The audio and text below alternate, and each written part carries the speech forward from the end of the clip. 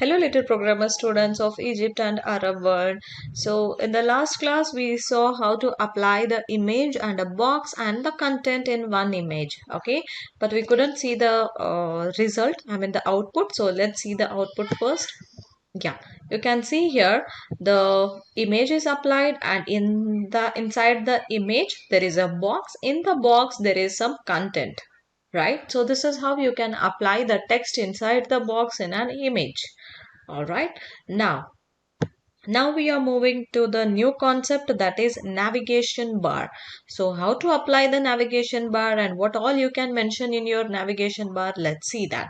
I hope you saw that in whenever you go for the online shopping or some university websites or some other websites, you will see the navigation bar will be at the top, right? And there will be some elements like home, about us, contact, news, and if you go for the shopping websites, you will see there men, women, kids, right? So these all will be there, the elements. So how to apply the how to create a navigation bar, so let's study now. I'm creating again a new file here, so new, and I'm saving it in the name of navbar.html. Okay, yeah, so let's go back and just copy this doc type HTML tags and all. Yeah, copy, go to the new file, paste it. Okay, yeah, so let's close this text style tag and open the body tag and close the body, close the HTML. Okay, yes, so now, so having easy to navigation bars are very easy to use, and it's very important for any of the websites.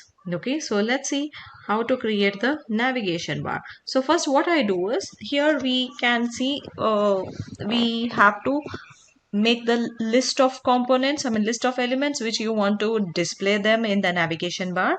So first what I do is, in the body I'm creating the UL, that is unordered list I'm creating, and the list are, so create a tag, anchor tag href reference file. So I'm just mentioning here home. Okay, and close it, and what it should be displayed, the element should display home. Okay, close the anchor tag and also close the list. So just copy this, I'm creating some list, some 3 to 4 list I will create. Okay, so next one I'm creating it as a news. Okay, and this will be contact, and this will be about. All right, now so let this is the tag. You can mention here as www.google.com or whatever website or whichever the page you want to link here, that the page you have to mention here. Okay, so by default I'm just mentioning here home. All right, now close the UL. Okay, yeah, and let's see how it displays. So go to the Control O and nav bar. Yeah, here it is. Open the web page. Yeah, you can see here the nav bar elements, the unordered list. So the lists are displayed here, but these are displaying the bullets. Why these are displaying the bullets and why these are displaying the underlines, right? Now let's go to the web page, and okay, if you do not mention any style here, it will just by default it will apply the bullets and the underlines. Okay, so to remove those bullets and the underlines, we have to um, use some list components here. So go to the list. Okay, so here I'm creating the style for the UL, and list style type none. It removes the bullets. Next, margin 0 and padding 0. Okay, let's see. Yeah, see, the bullets are removed, and padding and a margin 0 I have given. It means it is displaying them at the beginning, at the left side of the top corner. Now let's go back. Okay, so now I want to apply some background color and I want to do some styling for it. So how to display them in the vertical navbar? So there are two types navbars are there. Either you can display them in the vertical shape, or either you can display them in the horizontal shape. Okay, so now first we will see vertical navigation bar. So now to display them in a vertical shape, and what you have to do is here, see this UL I applied for the position. Okay, I mean the position where it should be displayed and how it should be displayed. I'm not applying the style for the list, I'm applying the style for the UL. It means unordered list. So it applying for the whole content, the position where it should be displayed. Now I'm applying the style for the list. Okay, list of the anchor tags. So where these should be displayed, the list contents where these elements should be displayed. Now go to this, and I'm mentioning here a display component. So it is in the block. Okay, these should be displayed. Block means what? One below the other in a block system. Okay, now width I'm applying here, so some 60 pixel, and also background color, so that will be D.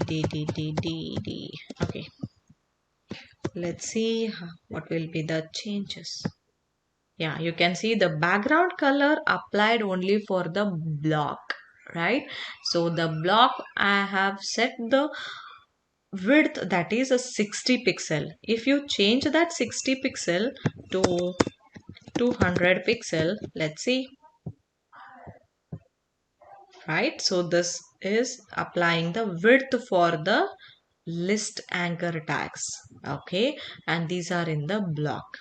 All right, now if I want to apply this, remove this width, okay, and just copy this and paste it here,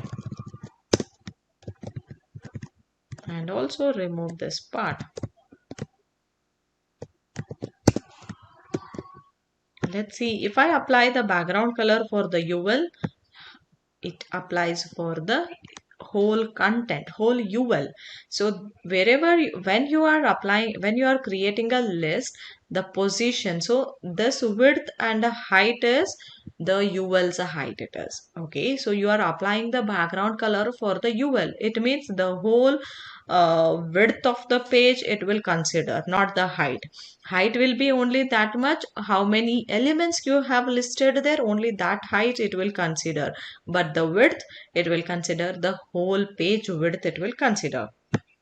Clear? So this is how the simple and no style, or yeah, very much simple it is.